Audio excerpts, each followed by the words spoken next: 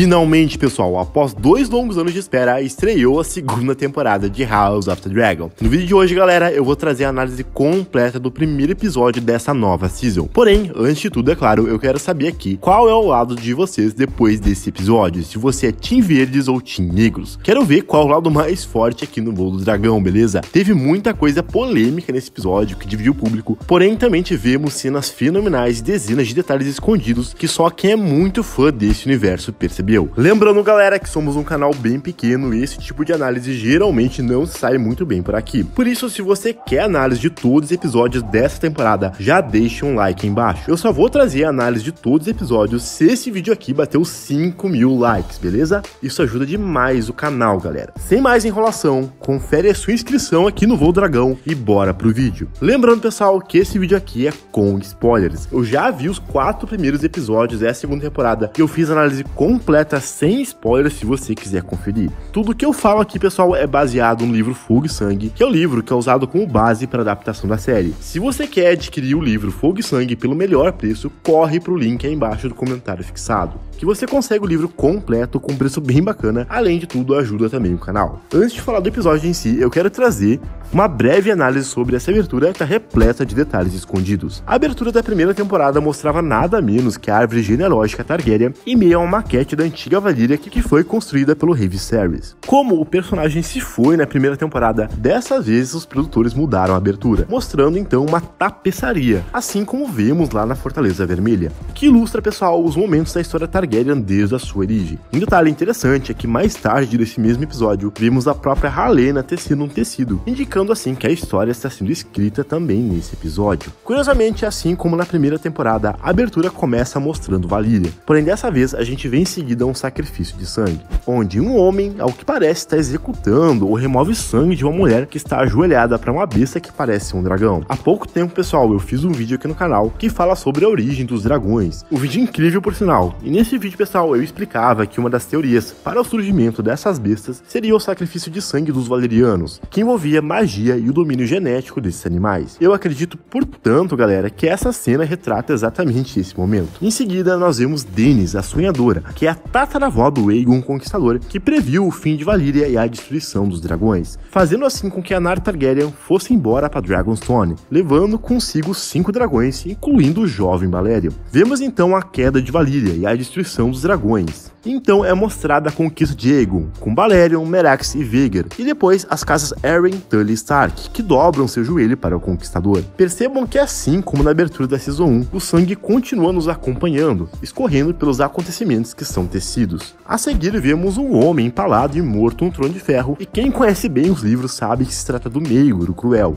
Logo abaixo dele vemos 2 dragões, um marrom e outro claro, que pra mim, pessoal, são Vermithor e Asa Prata respectivamente, os dragões do rei de Harris da rainha Lysane, o casal real que sucedeu o Maegor. Eles aparecem logo abaixo, e vemos então de um lado, pessoal, uma estrela de 7 pontas manchada de sangue, lembrando as desavenças e conflitos que o casamento dos dois teve com a fé dos 7, sendo inicialmente inclusive rejeitado pelo reino. Do outro lado a gente vê um saco de ouro que indica a prosperidade do reinado do rei de Harris. Em seguida vemos o grande Conselho 101, que foi mostrado logo no início de House of the Dragon. Então a princesa é a rainha, onde a Alicent veste um vestido verde, que ela usou lá no casamento da princesa Rhaenyra, enquanto vemos a Rhaenyra do outro lado vestindo um vestido preto e vermelho, no que parece ser o mesmo vestido mostrado no episódio 8. Por fim, nós vemos Aegon II Targaryen sentado no trono de ferro, ao lado da sua meia-irmã, Rhaenyra Targaryen, que está sentado no trono de pedra de Dragonstone. Interessante, pessoal, que esse cenário do trono de pedra é um cenário que ainda não aparece em House of the Dragon. Então, ao que parece, né, pela abertura, ele existe sim na série.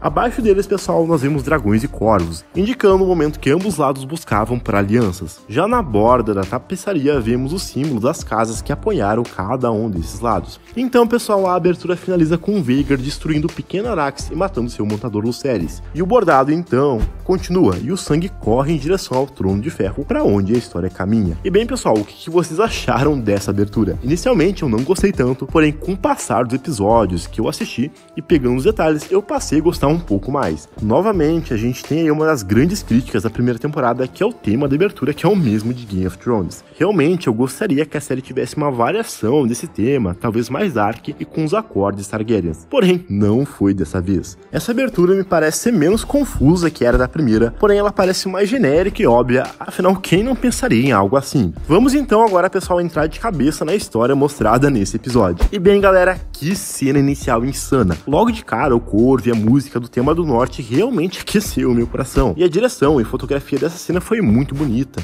E a recriação, pessoal, de Winterfell foi perfeita. Realmente parece que eles pegaram até mesmo uma cena lá de Game of Thrones, porque os cenários, os figurinos, estava tudo idêntico aos cenários de Winterfell lá de GOT. Ao que parece, pessoal, chegou o outono em Westeros. Inclusive, mais tarde, a Alicent comenta lá com Criston Cole que o verão acabou. A gente não vê tanta neve ainda, assim como o Cregan diz, afinal a gente tá apenas no final do verão. O Cregan começa explicando uma tradição criada por Torrhen Stark, o seu ancestral, onde eles escolhem um dos seus homens para levar para a muralha. Pessoalmente, pessoal, eu não me recordo disso nos livros. De qualquer maneira, é uma cena belíssima. Infelizmente, ao que parece, os roteiristas cortaram todo o enredo do Cregan e do Jace, e quem conhece a história deles sabe que eles passam um dia juntos e chegam a virar amigos, inclusive fazem um pacto que ficou conhecido como Pacto de Gelo e Fogo. Fora que o Jace, antes disso, passa no Ninho da Águia com o Vermax, que nem dá sinal nesse episódio, aonde ele conhece a Jaime Arryn. Eu fiquei, pessoal, um pouco decepcionado com isso, porque como fã dos livros, eram cenas que eu realmente queria ver. De qualquer maneira, pessoal, o Cregan relembra com o Jace momentos importantes da história Targaryen, como o momento em que Rhaedia Harris e a Rainha Alicent estiveram lá no norte com seus dragões, Vermithor e Prata, e não conseguiram ultrapassar a muralha. Assim como na conquista, onde o seu ancestral, Torrhen Stark, dobrou seu joelho pro conquistador.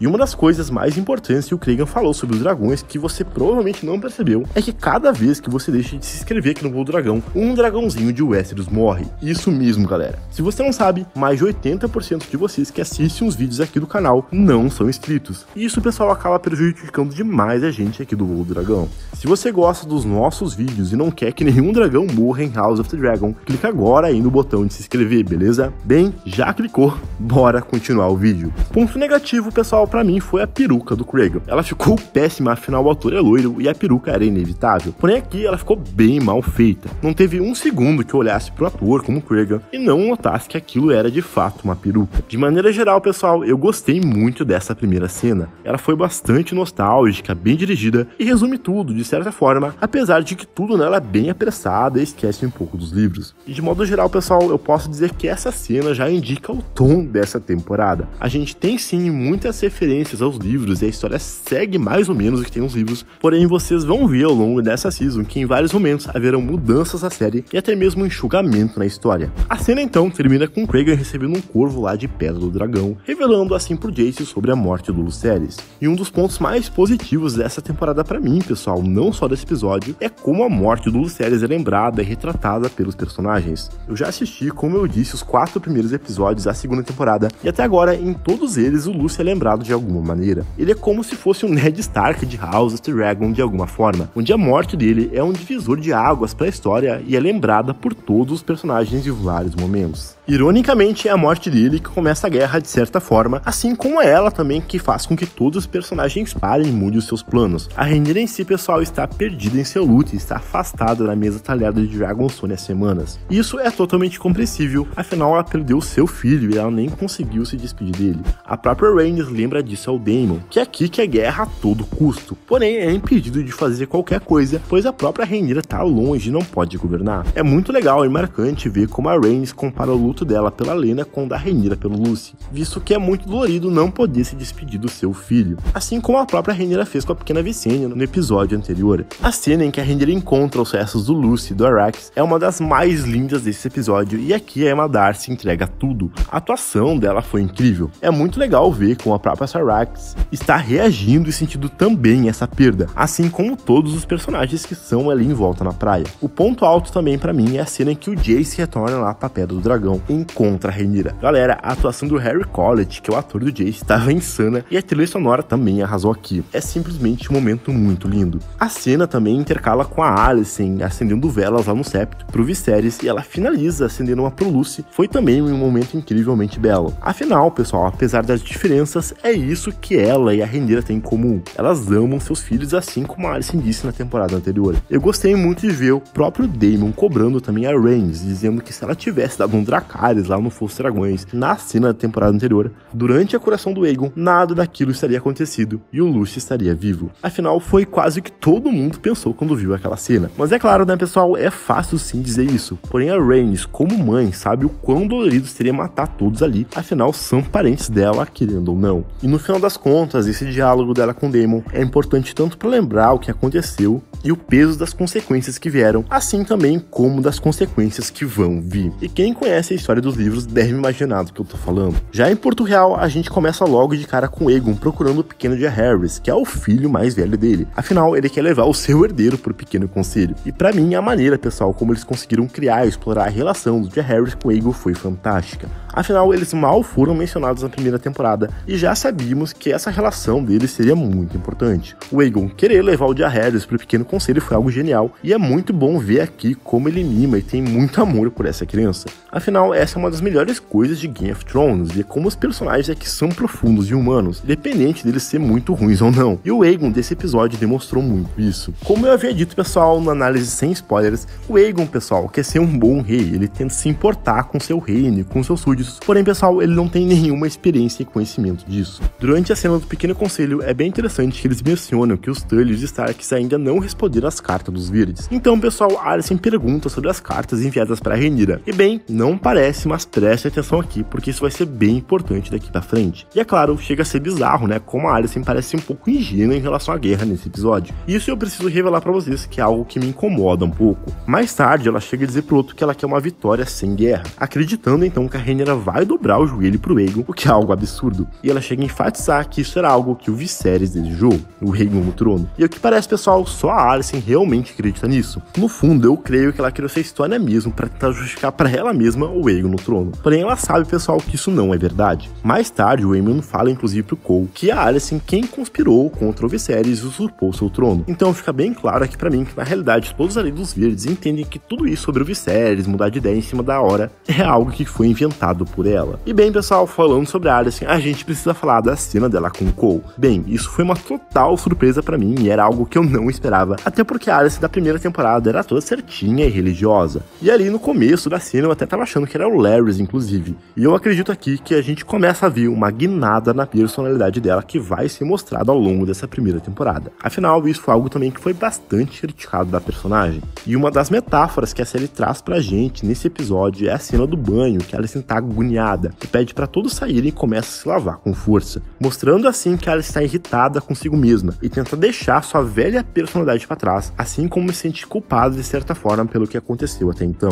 A Rhaenyra, então, pessoal, retorna pra Dragonstone e eu gosto muito do paralelo que essa cena faz com a Rhaenyra entrando no conselho no episódio anterior, onde ela estava triunfante e agora ela tá destruída e arrasada. A Rhaenyra só quer uma coisa: Aemon Targaryen. E aqui a gente começa uma das maiores polêmicas do episódio em relação a sangue e queijo. Nos livros, galera, todo esse arco, que é o ápice desse episódio, acontece de uma forma bem diferente. O Daemon tá em Harrenhal, ele envia uma carta pra Rhaenyra, que tá em Dragonstone, dizendo: um olho por um olho, um filho por um filho, no Viserys será vingado. Enquanto aqui na série, pessoal, ele vê a oportunidade de matar o Aemon Targaryen. Muitos não entenderam isso direito, pessoal, pelo que eu percebi, mas aqui o Daemon vê a oportunidade de terminar com o luto da Rhaenyra e seguir com a guerra que ele tanto aguarda se matar o Aemon. É exatamente o que ele explica pros mercenários que ele contrata, que ele quer que mate o filho da rainha. Porém, pessoal, a cena corta quando o Queijo pergunta e só nós não encontrarmos ele. E querendo ou não, pessoal, eu preciso dizer pra vocês que eu gostei disso. Primeiro porque nós que conhecemos a história dos livros sabemos o que iria acontecer. Porém, pra quem não leu os livros, a morte do pequeno Jaehaerys foi uma total surpresa. Depois, galera, algo que eu nunca havia parado pra pensar quando li os livros. Se o Aemon matou o Lucerys, por que os negros não tentaram matar ele de volta? Afinal, seria uma perda de igual para igual. A Rhaenyra perdeu seu filho, logo a Alicent perderia outro. E aqui na série, pessoal, faz muito mais sentido então a Rhaenyra querer ele. Sobre a cena em si, eu preciso dizer pra vocês que eu fiquei com o coração na boca. A direção dela, pessoal, é espetacular. Toda a tensão que é criada em cima de sangue e queijo quando eles chegam na Fortaleza Vermelha, a música pulsando, a chuva, os trovões, tudo isso me deixou roendo os dedos. Porém, eu preciso dizer que o que foi que me decepcionou foi a reação da Helaena. Eu gostei sim, pessoal, da atuação da Fia. Eu acho que esse não foi um problema com alguns criticaram. Porém, eu esperava que a Helena fosse mais dramática. Algo que o Daniel do Taberna Geek me disse quando a gente conversava sobre esse episódio é que seria ótimo se a Helena se oferecesse no lugar dos seus filhos ou tentasse negociar com o Sangue Queijo de alguma forma. Aqui ela chega a oferecer o colar dela, que o Sangue inclusive toma, mas foi só isso. Ela simplesmente aponta o dedo pro Jay Harris. Eu vi também que muita gente ficou decepcionada pela cena não mostrar sangue em si, não mostrar violência gráfica. Porém, eu acho, pessoal, que foi a decisão certa dos produtores. Sempre foi falado que Sangue e Queijo seria o casamento vermelho da dança, mas aqui, pessoal, são crianças. E eu acredito que mostrar a execução de uma já seria algo moralmente pesado pra série, talvez até desnecessário. Afinal, mostrar isso só seria um espetáculo mesmo, e não alteraria nada a história em si. De modo geral, galera, eu gostei muito desse episódio, eu acho que ele tá ali na nota 7, 8 pra mim, talvez 8,5. Eu fiquei sim decepcionado, pessoal, por terem cortado o arco do Jace e o Craig no norte, assim como o da January, e também, como eu falei antes, da reação estranha da Helena. Mas de modo geral, pessoal, eu preciso dizer pra vocês que pra mim foi um episódio incrível, e eu fiquei surpreendido em diversos momentos. Se você quiser saber mais sobre o Craig Stark, confere o vídeo onde eu conto a história completa do Protetor do Norte, sem cortar nada, diferente do que os roteiristas de House of the Dragon fizeram. Mas se você gosta de dragões mesmo, fica com o vídeo onde eu explico a origem completa dessas bestas nesse universo incrível. Por hoje era isso, pessoal. Não esqueçam do seu like aí embaixo. Valeu e fui!